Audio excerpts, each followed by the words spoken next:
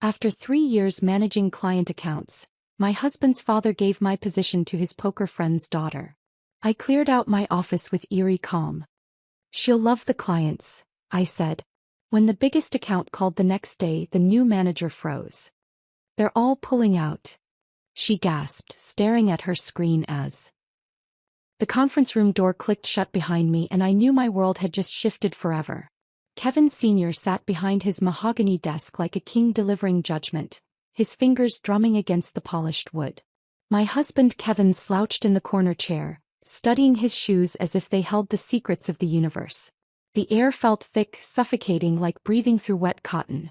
"We're making some changes to the client management team," Kevin Sr. announced, his voice carrying that familiar tone he used when discussing weekend golf plans. "Casual. Unimportant. Stephanie will be taking over your accounts starting Monday." Stephanie, Robert's 24-year-old daughter who'd graduated 6 months ago with a business degree and zero understanding of what it meant to hold someone's trust in your hands. I felt my face arrange itself into something resembling composure. 3 years. 3 years of arriving before anyone else, staying until the security guard made his final rounds. 3 years of memorizing client preferences, their children's names, their anniversary dates. Mrs. Henderson preferred her contracts printed on cream-colored paper because white reminded her of hospital forms. Mr. Chen's assistant always needed documents sent by Thursday for his weekend review ritual. These weren't just details, they were the threads that wove relationships together. "She's young and eager," Kevin Sr. continued, as if youth and eagerness could replace years of carefully cultivated trust. "Fresh perspective, you know? Sometimes we get too comfortable in our routines. Too comfortable. As if comfort was a weakness instead of the foundation that had built their most profitable client relationships." My husband finally looked up, his eyes meeting mine for exactly 2 seconds before darting away again. In those brief moments I saw everything I needed to know. He'd known this was coming. Maybe for weeks. Maybe months. And he'd said nothing. "I understand," I heard myself say, though I understood nothing about how loyalty had become expendable overnight. The rest of the meeting passed in a blur of transition timelines and handover procedures. Kevin Sr. mentioned a severance package, something about appreciating my contributions, words that floated around the room like smoke. I nodded at appropriate intervals, signed papers that felt foreign under my fingers, and wondered when I'd become a line item to be resolved. Walking back to my office felt like moving underwater. Colleagues avoided eye contact, suddenly fascinated by their computer screens or coffee cups. Linda from reception gave me a sympathetic smile, but even she seemed afraid to get too close, as if whatever had happened to me might be contagious. My office, former office, looked smaller somehow. The family photos on my desk seemed to mock me now. There was Kevin and me at last year's company picnic, his arm around my waist, both of us laughing at something his father had said. There was our wedding photo, Kevin Sr. standing proudly beside us like we were his greatest investment. How quickly pride could turn to dismissal. I opened my desk drawers methodically like performing surgery. Personal items went into the cardboard box they'd thoughtfully provided. My favorite coffee mug, the small cactus plant Mrs. Henderson had given me after I'd helped her through a particularly difficult contract dispute. The stress ball shaped like a globe that Mr. Chen had brought back from his trip to Singapore. But it was the bottom drawer that held my real treasures. Behind the emergency chocolate bars and backup reading glasses sat my red leather folder. I'd bought it during my first week on the job, thinking it looked professional and important. Over 3 years, it had become something more precious than any corporate handbook. Inside were pages of handwritten notes.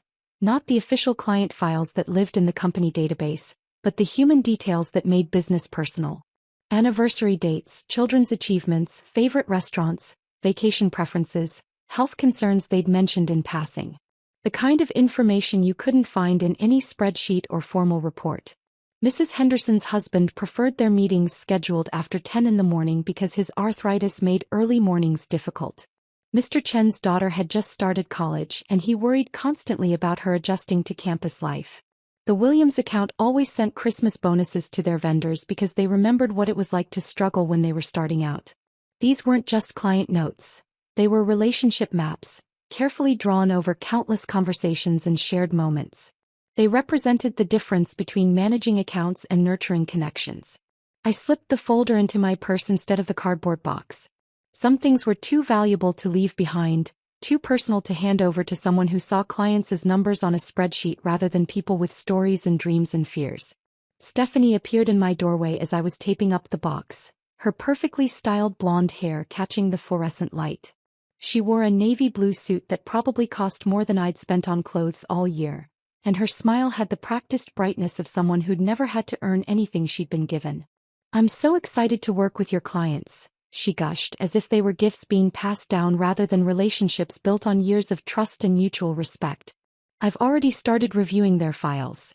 They seem like such interesting people." Interesting. As if they were characters in a book rather than real human beings who'd trusted me with their businesses, their hopes, their vulnerabilities.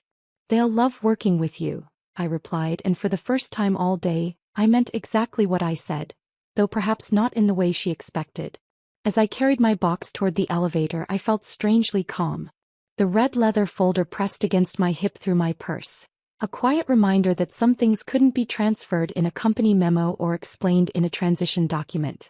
Some things had to be earned, one conversation at a time, one remembered detail at a time, one genuine moment of caring at a time. The elevator doors closed behind me and I realized I wasn't ending anything at all. I was just changing where the story would continue. The first phone call came Tuesday morning while I was still in my pajamas, sipping coffee from my favorite mug. The one with the chip on the handle that Kevin kept saying I should throw away. "Is this Sarah?" The voice belonged to Mrs. Henderson, though she sounded uncertain, almost apologetic. "Yes, it's me. How are you, Mrs. Henderson?" "Well, dear, I just got off the phone with your replacement and I have to ask, is her name really Stephanie or am I losing my hearing? She kept calling me Mrs. Hendersmith." I nearly choked on my coffee. Henderson. A name I'd said hundreds of times over 3 years. A name that belonged to a woman who'd trusted me with her late husband's business legacy, who'd cried in my office when the market crash threatened everything she'd worked to preserve. "Her name is Stephanie," I confirmed, not trusting myself to say more. "Oh good, I thought I was going mad." She seemed nice enough, though she did ask me to spell my name for her records. I found that a bit odd, considering I'd been managing her account for 3 years. Considering her name was printed on every document, every contract, every piece of correspondence that had crossed Stephanie's desk during the transition. "She's still getting familiar with everything," I said, the words tasting like sawdust. Of course. These things take time." "Well, I just wanted to say hello. I hope you're enjoying your," what did she call it? "Your sabbatical?" Sabbatical. As if I'd chosen to leave, as if this were some planned adventure rather than corporate exile. After hanging up, I sat staring at my phone, wondering how many other calls I'd be getting. The answer came sooner than expected. By Thursday, Linda from reception had texted me 3 times with updates that felt like watching a slow-motion car accident. She sent the quarterly reports to the wrong clients. The first message read, "Spelled Mr. Williams' company name wrong in the subject line." Twice came the second. The third arrived Friday afternoon. She forgot to attach the Morrison proposal. They called asking if we were taking them seriously. But it was the group email that really did it. Linda forwarded it to me with a single crying laughing emoji. The subject line read, "Happy birthday, Michael Chen." Except it was spelled Michael, and the email had been sent to all 37 clients on the main list. Mr. Chen, whose name I'd written correctly on birthday cards for 3 consecutive years, whose daughter Jennifer I'd asked about after every major exam, whose preference for green tea over coffee I'd noted after our very first meeting, had received a mass birthday greeting with his name misspelled. I closed my laptop and walked to my kitchen, pulling out ingredients I'd bought earlier that week. Flour, butter, vanilla extract, chocolate chips. My grandmother's recipe, the one I'd tweaked over the years to perfection. The same cookies I'd been baking for my top clients every Christmas, every birthday, every small celebration that mattered to them. While the first batch baked, I wrote cards by hand. Real cards, not the corporate branded ones Kevin Sr. insisted on. Simple cream-colored paper that felt substantial between my fingers. "Dear Mrs. Henderson," I began, my pen flowing across the paper like water finding its path. "I wanted to thank you for the trust you placed in me over the past 3 years. Your strength and wisdom have been an inspiration." Each card was different, personal, specific. I mentioned Mr. Chen's daughter's recent acceptance to medical school. I asked about Mr. Williams' new grandson. I referenced Mrs. Morrison's upcoming anniversary trip to Ireland, the one she'd been planning during our last meeting. The cookies came out golden brown, filling my house with the kind of warmth that couldn't be manufactured or delegated. I packaged them in simple white boxes tied with ribbon. No company logos, no corporate branding. Just treats from someone who remembered what they liked. That evening, Kevin came home smelling like his father's office. Expensive cologne masking the scent of old leather and disappointment. He found me at the kitchen table addressing the last envelope. "What's all this?" he asked, loosening his tie. "Thank you cards. And cookies." "For who?" "People who've been kind to me." He frowned, the way he did when trying to solve a problem that didn't have a clear business solution. "Sarah, you know you can't contact the clients directly. Dad made that clear during the transition." "I'm not contacting clients," I said, sealing the envelope with deliberate care. "I'm thanking friends." Over dinner he defended Stephanie with the enthusiasm of someone trying to convince himself. "She's learning," he said, cutting his chicken with unnecessary precision. "Everyone makes mistakes in the beginning." I nodded and served dessert. Apple pie made from Mrs. Henderson's recipe, the one she'd shared during a particularly difficult negotiation when we'd worked through lunch. Of course they do. She's eager to succeed. Dad says she has fresh ideas about social media marketing and client engagement strategies. "That sounds wonderful," I replied, though I wondered what social media strategy could replace 3 years of remembered birthdays and handwritten notes. My phone buzzed during dessert. A text from Mr. Chin. "Sarah, hope you're well. Just wanted to say thank you for always remembering the details that mattered. Miss our conversations." I showed Kevin the message.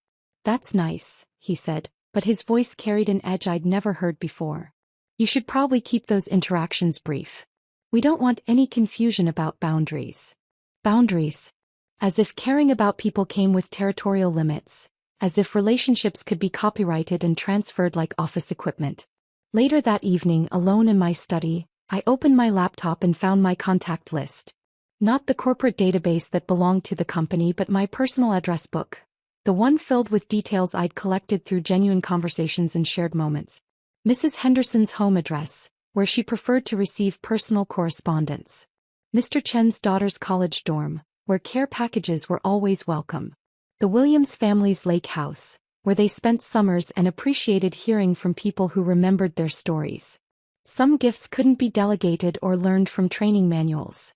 Some connections couldn't be transferred through corporate memos or explained in PowerPoint presentations.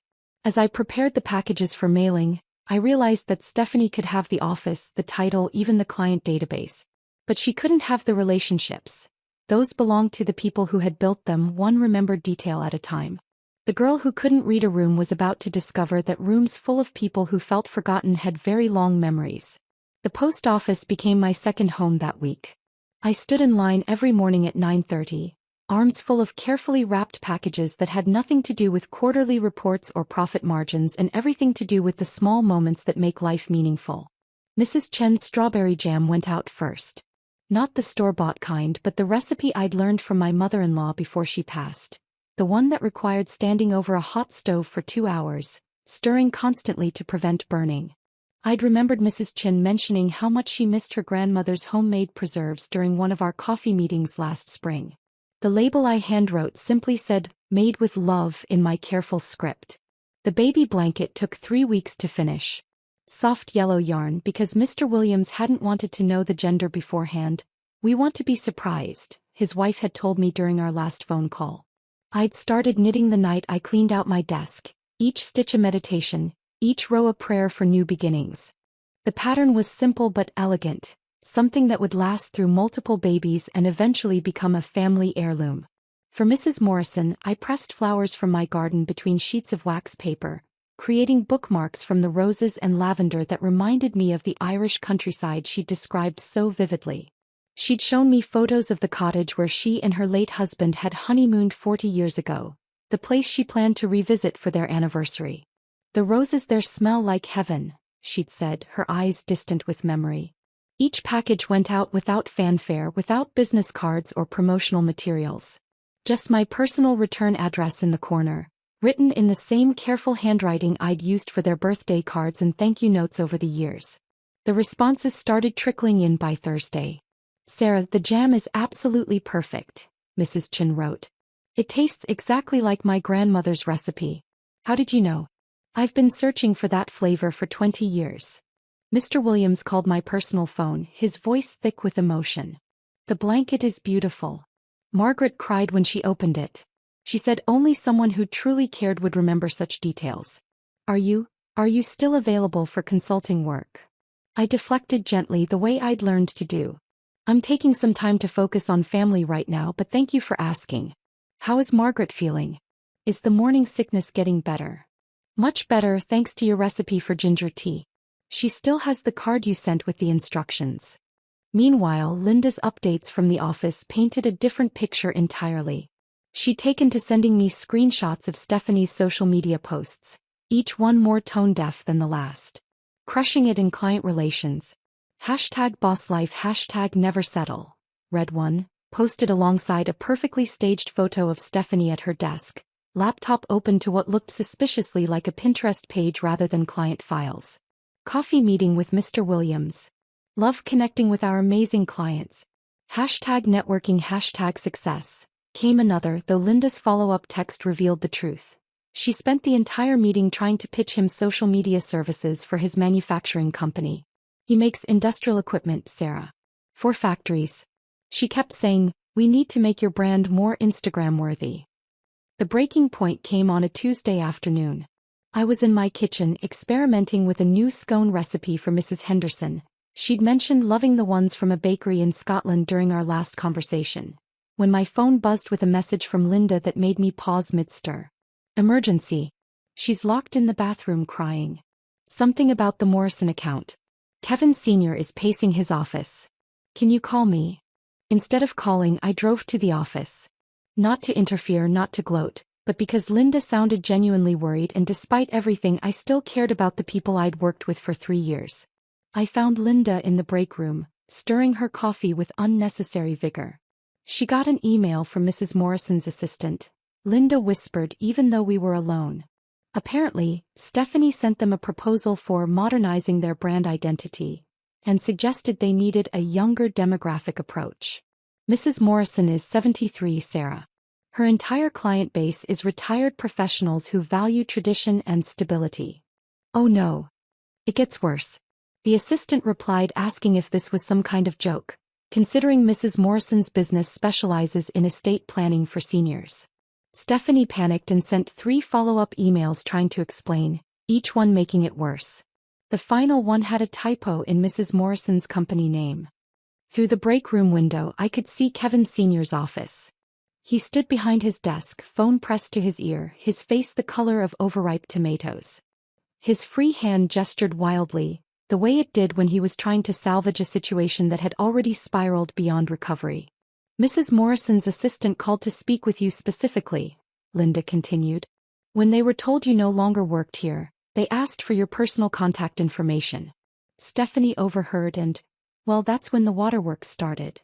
I pulled out my phone and scrolled to Mrs. Morrison's number.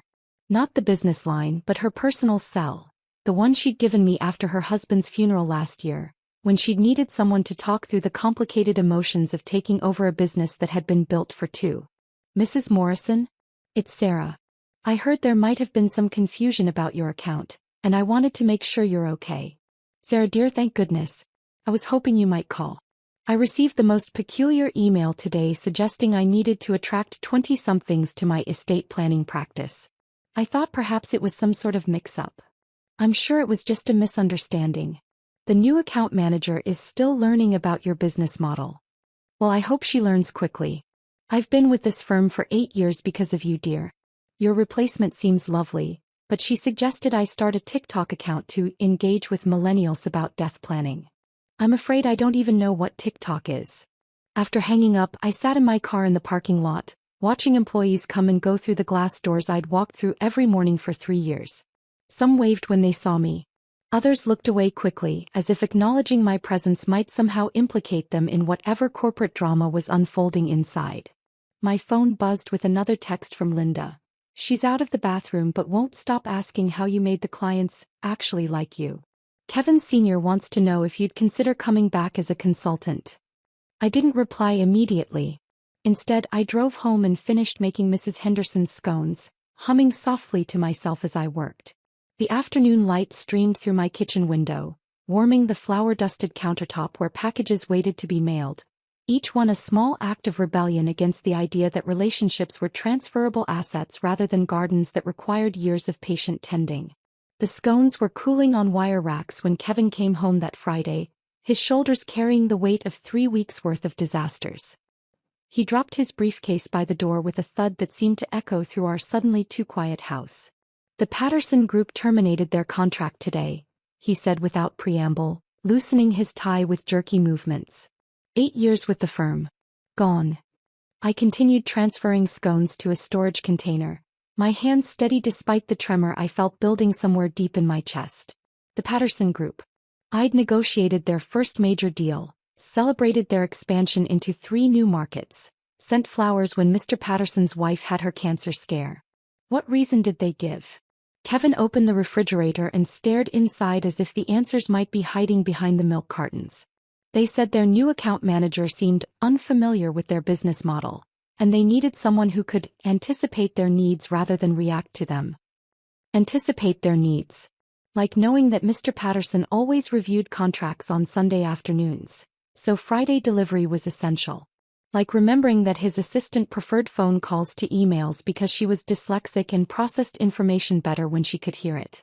Like understanding that their biggest client presentations always happened in January, so December was crucial preparation time. And the Henderson manufacturing account? Kevin's silence answered before his words did. Thursday. Same story. They said Stephanie was very enthusiastic but didn't seem to understand their industry. Mrs. Henderson, who'd trusted me with her late husband's legacy, who'd shared stories about building the business from their kitchen table, who'd cried in my office when the recession hit and we'd worked together to restructure their entire operation, who'd always said she stayed with the firm because she felt like family there. The landline rang at 11:30 that night, its shrill tone cutting through the darkness of our bedroom. Kevin fumbled for it, his voice thick with sleep and dread. "Hello." I could hear Kevin Sr.'s voice through the receiver, pitched higher than I'd ever heard it, words tumbling over each other in rapid-fire panic. Kevin sat up, running his free hand through his hair. "Slow down, Dad." "What happened?" More frantic talking. Kevin's face grew paler with each passing second. "Yes, she's here. Hold on." He turned to me, the phone extended like an offering or maybe a lifeline. "He wants to talk to you." I took the phone, surprised by how calm my voice sounded. "Hello, Kevin." "Sarah, thank God. Look, I know this is awkward, but I need to ask, do you know what's happening with our clients? Because I'm getting calls at home and frankly, I'm at a loss." The vulnerability in his voice caught me off guard. This was the same man who dismissed me 3 weeks ago with the casual indifference of someone discarding outdated office furniture. Now he sounded genuinely frightened. "I've heard some people are unhappy," I said carefully. "What exactly are you hearing?" "The Morrison account called my personal line tonight. Said they'd tried reaching their account manager for 3 days with no response. When they finally got through, she tried to schedule them for a brand strategy session next month. Sarah, they're estate planners. They don't need brand strategy. They need someone who understands probate law and grief counseling." I waited, letting the silence stretch between us. "The Williams Group is asking for their files to be transferred. The Chin account wants to explore other options. These are people who've been with us for years, Sarah. What am I missing?" How could I explain that relationships weren't built on org charts and mission statements? That trust couldn't be downloaded from a client database or learned from a company handbook? "Kevin, these people don't want a vendor. They want a partner. Someone who remembers that Mr. Williams' son is getting married in the spring and that affects their tax planning timeline.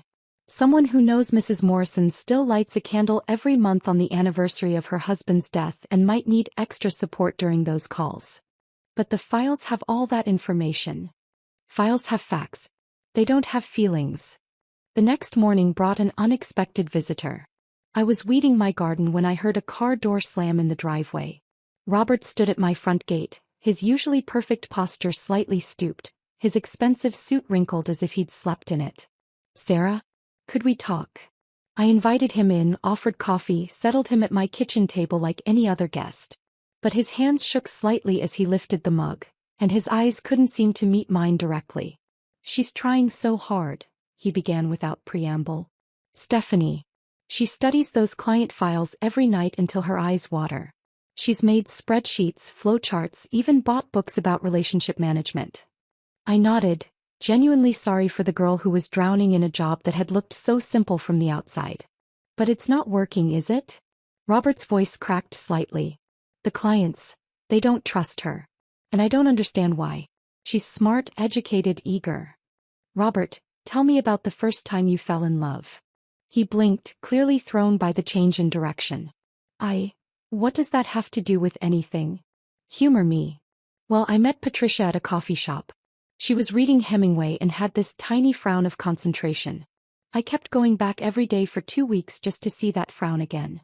"Did you study relationship manuals to win her over?" "Of course not, we talked. About books, about life. I remembered what she said, what made her laugh." "Exactly. You can't spreadsheet your way into someone's heart, Robert. And that's what client relationships really are. Professional love stories built on 1,000 small moments of genuine caring."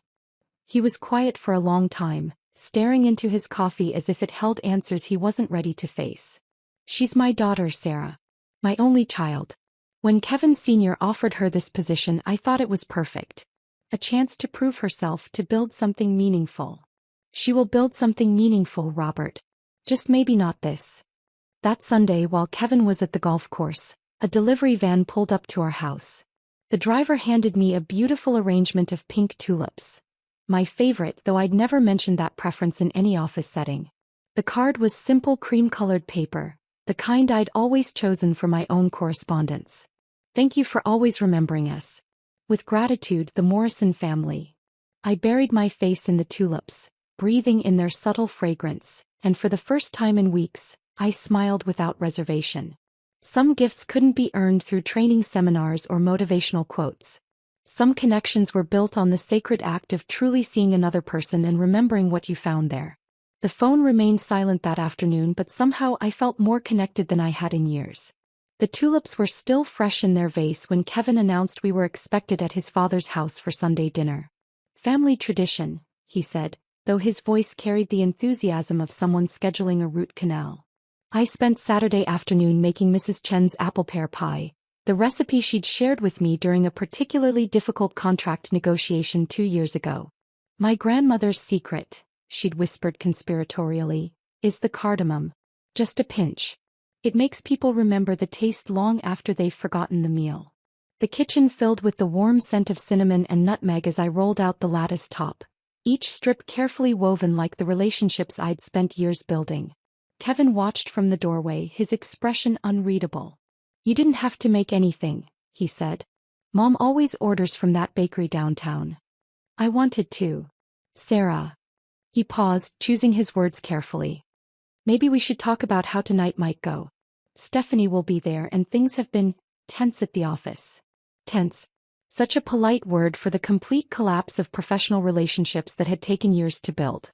Kevin Sr.'s house looked exactly the same as always. Manicured lawn, pristine walkway, everything designed to project success and stability. The irony wasn't lost on me as we walked up the steps to a dinner that promised to be anything but stable. Kevin's mother, Patricia, greeted us with her usual warm embrace, though her eyes held a wariness I'd never seen before. "Sarah, dear, how are you holding up?" Holding up. Another careful phrase that acknowledged something had broken without actually naming it. The dining room table was set with the good china, the kind reserved for important occasions or difficult conversations. Kevin Sr. stood at the head of the table, his smile too bright, his voice too loud as he welcomed us with theatrical enthusiasm. "There's my favorite daughter-in-law." He pulled out my chair with exaggerated courtesy, as if good manners could smooth over the fact that he'd discarded me like outdated office equipment 3 weeks ago. Stephanie arrived 20 minutes late, her cheeks flushed and her hair slightly disheveled. She'd clearly been crying recently, though she'd attempted to cover the evidence with makeup that couldn't quite hide the puffiness around her eyes. "Sorry I'm late," she mumbled, sliding into her seat without making eye contact with anyone. "Traffic was terrible." There was no traffic. I'd driven the same route 30 minutes earlier, and the roads were empty except for the usual Sunday afternoon dog walkers and cyclists. Kevin Sr. raised his wine glass with the flourish of someone determined to control the narrative. "To new beginnings," he announced, his voice echoing slightly in the formal dining room. "To fresh perspectives and exciting opportunities." I lifted my glass politely, though the wine tasted like vinegar against the tension that filled the room like smoke. Stephanie stared at her plate, pushing roasted vegetables around without actually eating anything. The conversation limped along through safe topics: weather, sports, Kevin's mother's book club, until dessert arrived. I'd cut generous slices of the pie, each piece perfectly golden with steam rising from the flaky crust. The cardamom's subtle fragrance mixed with the sweet apple filling, creating something that felt like comfort made edible. Everyone took a bite except Stephanie, who sat with her fork poised over the plate as if the pie might contain poison. "This is incredible," Patricia said, closing her eyes to savor the flavor. "Where did you get the recipe?" "A friend shared it with me," I replied simply. "What kind of friend?" The question came from Kevin Sr., though his tone suggested he already knew the answer. "Someone who understood the value of sharing something meaningful." Kevin cleared his throat, the sound sharp in the suddenly quiet room. "Actually, we've been discussing bringing in additional support for the client services department. Someone to help Stephanie manage the workload." "Help?" Such a diplomatic way of saying she was drowning. "That sounds practical," I said, cutting another small bite of pie. "You had someone who could have helped train her properly." The words hung in the air like a challenge. Stephanie's fork clattered against her plate, the sound making everyone jump. "That's rich coming from you," she said, her voice shaking with barely controlled emotion. "You act like you're so innocent, but we all know what you're doing." "Stephanie," Robert warned from across the table, but she was beyond caring about diplomatic boundaries. "You're sabotaging me." The accusation exploded from her like a burst dam. "Calling the clients, sending them gifts, making them think they can't trust me. It's not fair." I set down my fork carefully, meeting her tear-filled eyes with steady calm. "I haven't called any clients about business, Stephanie. But you're staying in touch with them, making them remember you. You're too emotional to let go and move on like a normal person would." "Too emotional." The phrase settled over the table like a layer of dust, revealing more about the speaker than the accused. In Stephanie's world, apparently, caring about people beyond their monetary value was a character flaw rather than a professional strength. Kevin Sr. leaned forward, his mediator voice kicking in. "Now let's all take a breath here. Stephanie, Sarah has every right to maintain personal friendships. Sarah, perhaps you could be more mindful of how your connections might affect the current business relationships." Personal friendships. As if 3 years of professional dedication could be reduced to casual social networking. I stood up slowly, my napkin folding itself neatly as I placed it beside my barely touched dessert. "You know what? You're absolutely right, Stephanie. I'm too emotional. I'm too emotional to watch people I care about be treated like line items on a spreadsheet. I'm too emotional to pretend that relationships don't matter. And I'm definitely too emotional to sit here and be blamed for your inability to connect with human beings." The silence that followed felt dense enough to swim through. Patricia's face had gone pale. Robert looked like he wanted to disappear into his chair, and Kevin stared at me as if I'd suddenly started speaking a foreign language. "Sarah," Kevin began, but I was already moving toward the hallway, already reaching for my purse. "Thank you for dinner, Patricia. The roast was perfect as always." I walked to my car with measured steps, my heels clicking against the concrete in a rhythm that felt like a countdown. Behind me, I could hear raised voices spilling from the house. Kevin Sr.'s attempts at damage control, Robert's defensive protests, Stephanie's continued accusations. But as I settled into the driver's seat and turned the key, I felt something I hadn't experienced in weeks: complete and utter peace. The weight that had been pressing against my chest since that first meeting in Kevin Sr.'s office finally lifted, leaving me feeling strangely light. They weren't my problem anymore. The dysfunction, the blame, the desperate attempts to force square pegs into round holes. None of it belonged to me now. I drove home through the quiet Sunday evening streets, windows down, breathing in the scent of autumn leaves and new possibilities. For the first time since this whole mess began, I felt free. The weeks after that disastrous family dinner passed in a blur of autumn colors and unexpected quietude. Kevin and I moved around each other like polite strangers sharing temporary shelter, our conversations reduced to logistics and weather observations. He worked later, I cooked less, and somehow our house felt both emptier and more peaceful. October melted into November with its familiar rituals: raking leaves, switching out summer clothes, preparing for the holidays that suddenly felt different without the usual office party planning consuming my evenings. I found myself with time I hadn't possessed in years, hours that stretched luxuriously between sunrise and sunset with no urgent client calls or deadline pressures. It was on the Tuesday before Thanksgiving that the first letter arrived. The envelope bore no return address, just my name written in careful script across cream-colored paper that felt substantial beneath my fingertips. Inside, Mrs. Henderson's familiar handwriting filled 2 pages with words that made my throat tight with unexpected emotion. "Dear Sarah," it began, "I know it might seem strange to write an actual letter in this age of emails and text messages, but some thoughts deserve the permanence of ink and paper. I wanted you to know that what you did for me these past 3 years went far beyond managing my account. When Robert died and I thought I might lose everything we'd built together, you didn't just crunch numbers or restructure contracts. You listened to me cry. You remembered his birthday even after he was gone. You made me feel like his legacy mattered to someone besides me." I had to set the letter down and walk to the kitchen for a glass of water before I could continue reading. "You were never just a manager, dear. You were a guardian of what mattered most, the human connections that make business worth doing. I hope you know how rare and precious that gift is." The letter was signed with a pressed violet, the kind that grew wild in her garden each spring. By Friday, 4 more letters had arrived, each one unique yet carrying the same underlying message: "Thank you for seeing us as more than account numbers." Mr. Williams wrote about the difficult early days of his manufacturing business when I'd stayed late helping him restructure his financing, how I'd celebrated with champagne when he landed his first major contract. "You made success feel shared rather than solitary," his letter said. Mrs. Chen's note came with a photograph that made me laugh out loud, her little terrier wearing the red sweater I'd knitted last Christmas, the one with the tiny paw print pattern I'd designed specifically for him. "Mozart loves his sweater," she wrote. "He wears it every cold morning, and I think of your kindness each time I see him in it."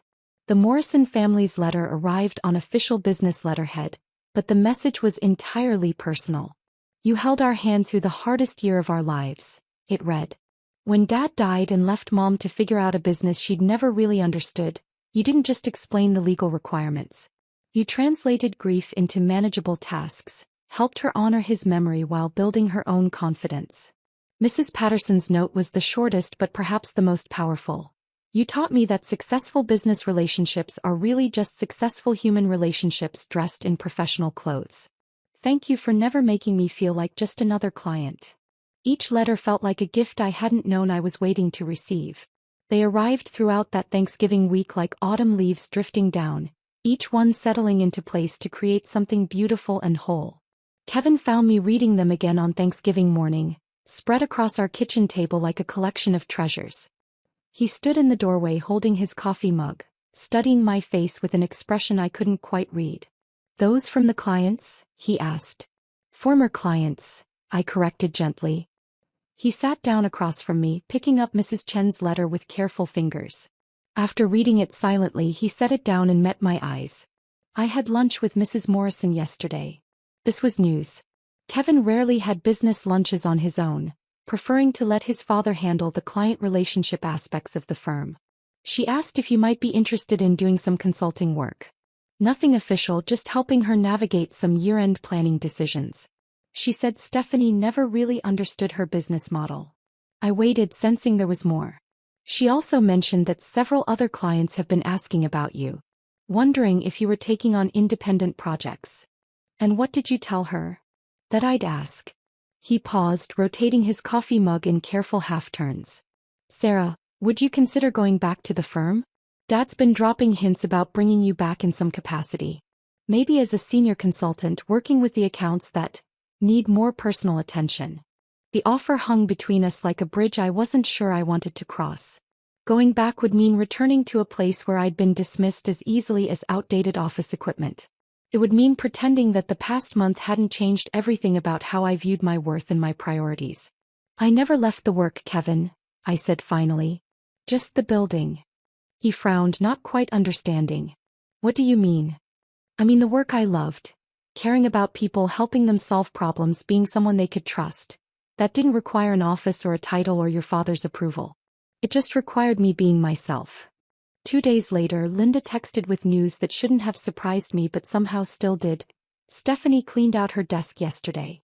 No drama, no announcement. Just an email about pursuing new opportunities. She looked relieved, honestly. I felt no satisfaction at the news. Only a quiet sadness for a young woman who'd been set up to fail in a role that required years of patience and genuine caring to master. That afternoon my phone rang. Mrs. Morrison's voice was warm and slightly hesitant. Sarah, dear, I hope you don't mind me calling. I know you're not with the firm anymore, but I wondered if you might have time for lunch next week? Just to catch up, nothing business related. I'd love that, Mrs. Morrison. Wonderful. And Sarah? Bring that red leather folder of yours. I have some friends who might be interested in meeting you. After hanging up, I sat in my garden despite the November chill, watching the last stubborn leaves cling to the oak tree's branches. Somewhere in the distance I could hear children laughing, dogs barking, life continuing its eternal rhythm of endings and beginnings. My revenge hadn't been loud or dramatic. It hadn't involved shouting matches or public confrontations. Instead, it had been built from cookies and handwritten notes, from remembered birthdays and genuine concern, from the simple act of treating people like human beings rather than revenue streams.